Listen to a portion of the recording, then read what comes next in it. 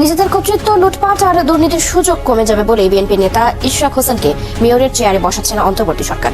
এই ষড়যন্ত্রে জড়িত অভিযোগ করে দুই উপদেষ্টার পদত্যাগ দাবি করেন তারা। বলে দিলাম, নাইলে আপনারা বলবেন যে আমি আপনাদের সতর্ক করিনি। আমি সতর্ক করে দিচ্ছি আপনাদের।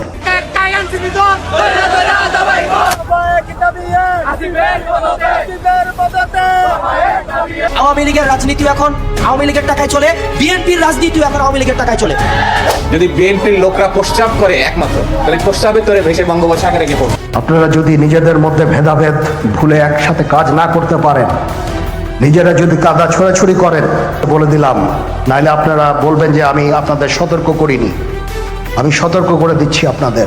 দাদাকে বলতে চাই, দাদা আপনি আমাদের রক্তের বিনিময়ে কারাগার থেকে মুক্ত হয়ে মুক্ত বাতাসে খেয়ে দে আপনার প্রস্তাবের খনিতে এত পরিমাণ প্রস্তাব জমা হয়েছে যে আপনি এখন বাংলাদেশের মানুষকে আপনি প্রস্তাব দিয়া বাসায় বঙ্গোপসাগরে পাঠাতে চান। অনেকে বলছে যে চলিতেছে সার্কাস, এই হচ্ছে এখন বাংলাদেশের অবস্থা। জন্য জয় করবেন, আপনার জন্য এমন দিন অপেক্ষা করতে পারে আপনি হয়তো কল্পনাও করেননি। বঙ্গবন্ধু শেখ মুজিবুর রহমানের গলায় জুতার মালা পরিয়েছে এই জাতি।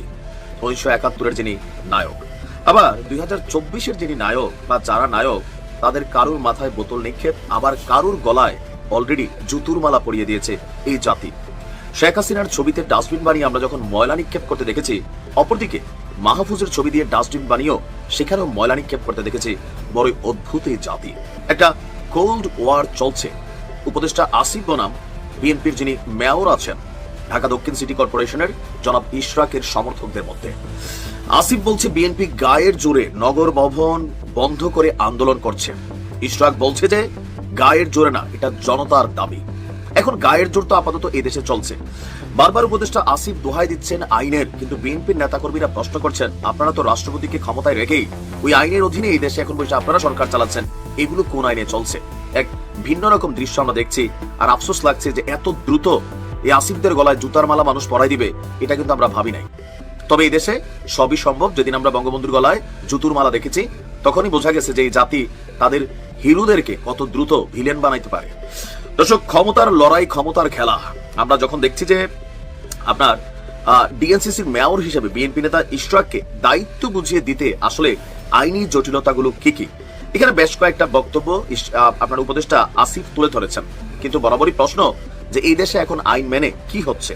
সবকিছু কি আইন মেনে হচ্ছে, নাকি ধরেন যেখানে এই সরকার তাদের পছন্দ হয় না সেখানে আইনের ইস্যু?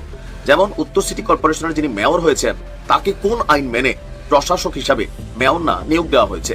সেক্ষেত্রে ইশরাকের এই পদটা পাইতে আমার মনে হয় যে লানত কপালে থাকলে যা হয় আর কি। উপদেষ্টা আসিফের আরো হয়তো লাঞ্ছিত হওয়ার ইস্যু আছে আমার মনে হচ্ছে। কেন? বিএনপি পাগল হয়ে গেছে ভাই, কারণ রায় চলে আসছে। এমনকি সরকার পতনের পর সম্ভবত চট্টগ্রামে একজন নেতা, তিনি কিন্তু আপনার ক্ষমতা পেয়ে গেছেন, বিএনপি পন্থী না জামাতপন্থী আমি জানি না, তিনি মেয়র হিসেবে দায়িত্ব পালন করছেন। এখন ইশরাকেরটা নিয়ে কি সমস্যা? সমস্যাটা আসলে আমরাও বুঝছি না। তবে সমস্যা তুলে ধরেছেন উপদেষ্টা আসিফ মাহমুদ। তিনি বলছেন যে আরজি সংশোধন অবৈধ মর্মে হাইকোর্টের রায় ভায়োলেট করে নির্বাচন কমিশন ট্রাইব্যুনাল এই রায় প্রদান করেছে। দ্বিতীয়ত, নির্বাচন কমিশন শুনানিতে অংশগ্রহণ না করায় একপাক্ষিক রায় হয়েছে। পরবর্তীতে আপিল কমিশনেও তারা এখানে কোনো কিছু আবেদন করেনি। আইন মন্ত্রণালয়ের মতামত চাওয়া হলেও মতামত দেওয়ার আগেই একই সাথে দুইজন নাগরিকের পাঠানো লিগেল নোটিশ উপেক্ষা করে রাত 10টায় গেজেট প্রকাশ করেছে নির্বাচন কমিশন। কোন সেই দুইজন নাগরিক যাদের খাইয়া না খাইয়া কাম নাই যে ইশরাকের শপথ না পড়ানোর জন্য তারা লিগেল নোটিশ পাঠায়, এগুলো আমরা বুঝি। চতুর্থত, উক্ত মামলা স্থানীয় সরকার বিভাগ পক্ষভুক্ত ছিল না। এবং ভাই এখানে বহুত আইন টাইন দেখানো হয়েছে। এখন সর্বশেষ আমরা দেখছি যে এই সিটি কর্পোরেশন ইস্যুতে আপনার বিএনপির পক্ষ থেকে যেই কঠিন ঘোষণা দেওয়া হয়েছে, ইশরাক বলছে তো মরবে নয়তো সেখানে থাকবে। বুঝতে পারছেন? বিএনপির নেতাকর্মীরা গত কয়েকদিন উপদেষ্টা আসিফরে এই দক্ষিণ সিটি কর্পোরেশনে সে তার অফিস করে, তাকে ঢুকতে দেয় না। আজকে 4 থেকে 5 দিন তার কার্যক্রম স্থবির। আসিফও সেখানে ভয়ে যায় না, কারণ এই জুতার মালা আসলে প্রকৃতপক্ষে সরাসরি, কারণ মবের যুগ চলতেছে, বুঝেন নাই? মমতাজ গ্রেপ্তার হয়েছে, কিন্তু মমতাজের বাড়িঘর মব জাস্টিস করে ভাঙা দেওয়া হচ্ছে।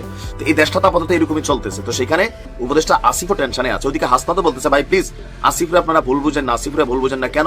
আসিফ কি তোমার লোক? আসিফ কি এনসিপির লোক? তা আমরা তো দেখতেছি এনসিপি, উপদেষ্টা, সরকার সবটাই একটি সিস্টেমে চলে। আর উপদেশ, আমি এই জিনিসটা নিজেও বুঝি না যে ইশরাককে দায়িত্বটা দিতে এই সরকারের আসলে ঝামেলাটা কোথায়, মানে মূল সমস্যাটা কোথায়? কেন খামাখা দেশের মধ্যে একটা অস্থিতিশীল পরিবেশ তৈরি করা হচ্ছে? কেন? কিসের আইন? দেশে আইন আছে, যত আইন খালি বিএনপির বেলায়, আওয়ামী লীগের বেলায়, জামাতের বেলায় এত আইন নাই কেন? এগুলা করতে গিয়ে ওই যে মান সম্মান আজকে জুতার মালা গলায় উঠছে, আবার এটা প্রকৃতপক্ষে সরাসরি দিয়েও ফেলতে পারে। তবে বিএনপির নেতাকর্মীদের এই ধরনের কাজকর্ম আসলে ঠিক না। তো ঠিক না বললে কি লাভ হবে? বঙ্গবন্ধুর গলায় জুতার মালা দিয়ে দিছে ভাই এই দেশের মানুষ, তো সেখানে এগুলো হয়তো সময়ের অপেক্ষা। কারণ এই দেশের মানুষকে খুশি করা বড়ই কঠিন, আর যারা ক্ষমতায় যায় তারা একটা সিন্ডিকেট হয়ে যায়, এটাই বাস্তব। ভালো থাকো। আসিফ নজরুল বলেছিলেন, একবার মুলা দেখিয়েছিলেন ছাত্র জনতাকে উনি ঘোষণাপত্র দিবেন, কিন্তু উনি বিশ্বাসঘাতকতা করেছেন। এবার আবার এসে ঘোষণা দিয়েছেন, এবার আমরা সেকেন্ড বার বিশ্বাস করেছি। এবার যদি হেরফের হয়, আসিফ নজরুল বাংলাদেশে থাকবে কিনা আমরা জানি না। যদি অতি দ্রুত গতিতে ইলেকশন কমিশনারদের পদত্যাগ না করে পুনর্গঠন না করা হয়, ঐক্যমত্য কমিশনে যেই সকল সুপারিশমালা দেওয়া হয়েছে সেগুলো যদি মান্য না করে বাংলাদেশকে একটি গণতান্ত্রিক প্রক্রিয়া নিয়ে যাওয়ার কোনো প্রচেষ্টা না করা হয়, তাহলে আমরা উপদেষ্টার মধ্যে যারা বিএনপির মুখপাত্র হিসেবে কাজ করছে, বাংলাদেশের এডুকেশন সেক্টরকে ডুবিয়ে দেওয়ার জন্য ওয়াহিদুদ্দিন ভাই কাজ করছেন, বাংলাদেশের ফাইন্যান্সিয়াল সেক্টরকে ডুবিয়ে দেওয়ার জন্য সালাউদ্দিন ভাই কাজ করছেন, বাংলাদেশের আইন মন্ত্রণালয় ডুবিয়ে দেওয়ার জন্য আসিফ নজরুল কাজ করছেন, তাহলে আমরা বড় কর্মসূচি নিয়ে তাদেরকে পদত্যাগ করাতে বাধ্য হবে। আপনাদের এই মাঠে কুসুম কুসুম খেলা চলবে না। লিলি হালাল বিউটি সোপ, বিএসটিআই কর্তৃক সনদপ্রাপ্ত দেশের প্রথম হালাল বিউটি সোপ। দীপ্তিময় উজ্জ্বল ত্বকের জন্য। আপনারা জনসেবা ব্যাহত করার জন্য নগর ভবনের সামনে অবস্থান নিয়েছেন।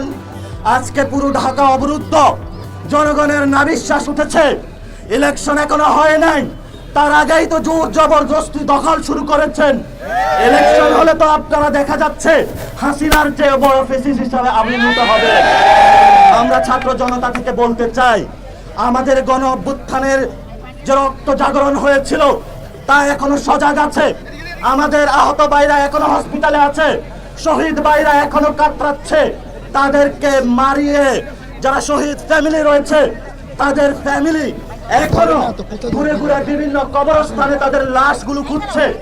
আপনারা যদি মনে করেন বাংলাদেশ ঘুমিয়ে গিয়েছে, তাহলে আপনারা দিবাস স্বপ্নে আছেন। আপনাদেরকে আমরা হুঁশিয়ার করে উচ্চারণ করতে চাই, জনগণকে দুর্ভোগ সৃষ্টি থেকে নিজেদেরকে গণতান্ত্রিক প্রক্রিয়ায় ফেরত আনেন। যদি গণতান্ত্রিক প্রক্রিয়ায় আপনারা ফেরত আনতে না পারেন, তাহলে জনগণ যেইভাবে হলো শেখ হাসিনাকে ছুঁড়ে ফেলে দিয়েছিল, তেমনি ভাবে আপনাদেরকে ভবিষ্যতে ইনশাআল্লাহ ছুঁড়ে দেবে। আর্টিকেলের 118 এর যে আর্টিকেলের অধীনে এই নির্বাচন কমিশনে সার্চ কমিটি গঠন করা হয়েছিল। প্রথম সার্চ কমিটির প্রস্তাবনা যেটা করেছিল সেটা জিয়াউর রহমান করেছিল, এবং পরবর্তীতে আরেকটি সার্চ কমিটি যেটা আওয়ামী ফ্যাসিস্ট আমলে হয়েছিল, সেই একই সাংবিধানিক ধারাবাহিকতায় যেই সংবিধানটা একটা মুজিবীয় সংবিধান, সেই সংবিধানের মধ্য দিয়ে শহীদ আহতদের রক্তের উপর দিয়ে ইসি যদি পুনর্গঠন না হয়, বাংলাদেশে কোনো ইলেকশন জাতীয় নাগরিক পার্টি করতে দেবে না। আসিফ নজরুল বলেছিলেন, একবার মুলা দেখিয়েছিলেন ছাত্র জনতাকে উনি ঘোষণাপত্র দিবেন, কিন্তু উনি বিশ্বাসঘাতকতা করেছেন। এবার আবার এসে ঘোষণা দিয়েছেন, এবার আমরা সেকেন্ড বার বিশ্বাস করেছি। এবার যদি হেরফের হয়, আসিফ নজরুল বাংলাদেশে থাকবে কিনা আমরা জানি না। জনগণের সাথে অনেক গাদ্দারি হয়েছে, জনগণের রক্তের উপরে আপনি বেইমানি করেছেন। এই বেইমানি নিয়ে আপনি সরকারি অফিসার বসতে পারেন না। আমরা অপেক্ষা করছি